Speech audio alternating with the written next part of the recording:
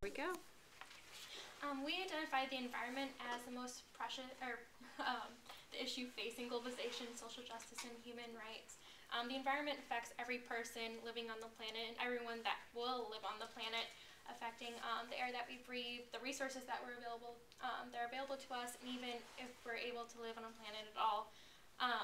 It's as if humans are their own force of nature. They're changing the Earth too quickly, affecting things like climate change, and growing population is a significant contributor to these changes, such as climate change and resource scarcity. And these issues have caused human conflicts, and our actions have now created ecological conflicts as well that affect how we are able to live in the future. So, and the environment is important not just because it affects everyone and it affects a lot of different systems, but because it is also a baseline for a lot of systems. We get a lot of our economic outputs from ecological inputs. We have a lot of our food is tied to the environment, whether it's being degraded or whether it's being restored. Also, this affects women's rights, and it's really all these issues overlap, and all of these issues affect one another. But what makes environment unique is not just because it's a baseline, but because it affects every one of these separate issues. And without addressing environmental issues in tandem with these problems that are going on, you will not be able to fully find solutions to women's rights or food problems or economic or even political issues. You will always have to address the environment as well as these issues, or else whatever environmental degradation is left is only going to undermine improvements that are made in these areas. So when we think of how far-reaching these problems are, it seems to put together an action plan can be really difficult, but we can take this crisis of culture that we have in consumerism and also change the culture through the actions that we do. So that's basically what we focused on with our action plan.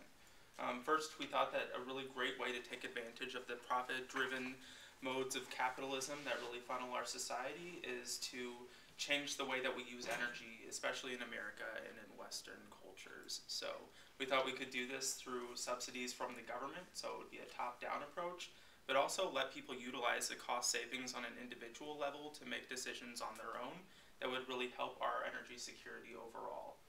That would also affect how we deal with foreign nations, especially with conflicts and war. And since the second largest portion of our spending comes from international conflicts, it seems to be a good place to start.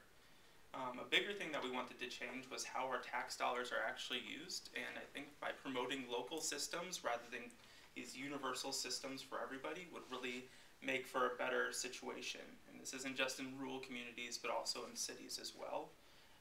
We thought we could also do this or it would promote durability within these communities, especially for food systems, but also just sustainability in general, and that people taking on individual solutions that seem to work best for them can then be spread throughout the globe and people can learn from each other as well. And finally, we thought that environmental literacy was really an important factor. And people should really start young knowing about these environmental issues so that they have like an internal motivation to make changes as well. So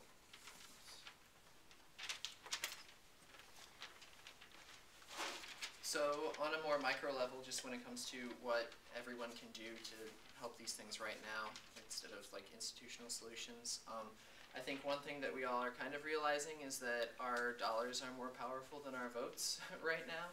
So it really matters what we decide to spend money on, and I think personal education and educating other people about the business practices of different companies and corporations and things that we all contribute to and support every day with our money can really make a bigger difference than we realize. And so I guess just education about practices and deciding what kinds of things you'd like to support with your own money and how to allocate your spending and stuff. And then another thing is just on an individual level, doing as much as you can to conserve resources like water, scarcity, things like that, things we don't really need, and things that we do need, keeping things precious. I guess that's it. Is that okay? All right.